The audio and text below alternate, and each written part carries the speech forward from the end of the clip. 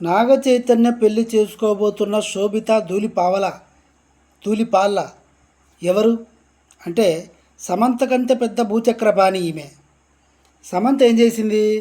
పెళ్ళైన తర్వాత శుభ్రంగా పెళ్లి చేసుకుని పిల్లల్ని కనకుండా అభాషణలు చేయించుకుంటూ పోస్ట్ పోన్ చేసుకుంటూ భూచక్ర సినిమాలు అంటే బి గ్రేడ్ సినిమాలు చేసుకుంటూ ఐటమ్ సాంగ్స్ చేసుకుంటూ ఉండడం వల్ల చిన్న చిన్న గొడవలు అయ్యి సంసారం దొబ్బింది. మరి తర్వాత అయినా మంచి అమ్మాయిని చేసుకుంటున్నాడా అంటే ఈ శోభిత ధూళిపావల పెళ్ళికి ముందే అన్ని భూచక్రాలు, పెద్ద పెద్ద బాణాసంచాలు. మీరు చూసుకుంటే శోభిత భట్టాచార్య హార్ట్ సీన్స్ అని కొడితే లిప్పులాకులతో సహా వస్తాయి. ఇంతటి అద్భుతమైన శక్తిని నాగచైతన్య పెళ్లి చేసుకోబోతున్నాడు. ఇది అలా పక్కన పెడితే సమంత అందంతో పోలిస్తే ఈ శోభిత ధూళిపాల సముద్రంలో కాకిరెట్ట. కనీసం ఉప్పల్ బాలు బెటర్ ఏమో అనే విధంగా ఉంది. నా ఎనాలిసిస్ చెప్తున్నా. నాగచైతన్య ఎంత బాగుంటాడు?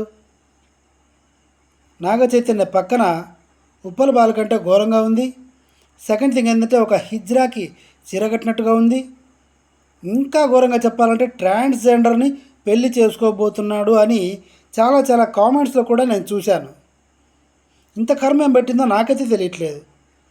నాగార్జున మామయ్యకి డబ్బుకి కుదవలేదు, పరపతికి కుదవలేదు, మంచి బ్యాక్గ్రౌండ్ ఉంది, మంచి ఇల్లులు ఉన్నాయి, బంగ్లాలు ఉన్నాయి. మరి ఏంటి బలిమిత్ర బలాబల పనులు?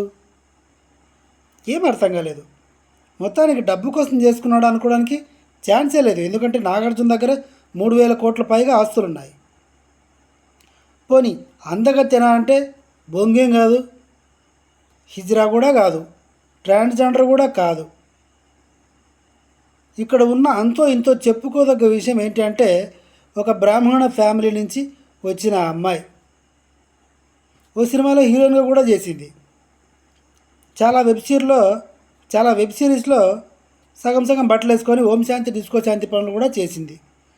ఇంతటి అద్భుతమైన మనిషిని నాగచైతన్య పెళ్లి చేసుకోబోతున్నాడు. పెళ్ళైన తర్వాత మళ్ళీ సమంతలాగానే మారకుండా ఉంటే చాలు. మీకేమనిపించింది? హీరోయిన్ లాగుందా? నాగచైతన్యకి సెట్ అయిందా? ఎలా ఉందో మొత్తానికి అయితే నాకైతే నచ్చలేదు. ఈ వీడియో అయితే ఇంతే.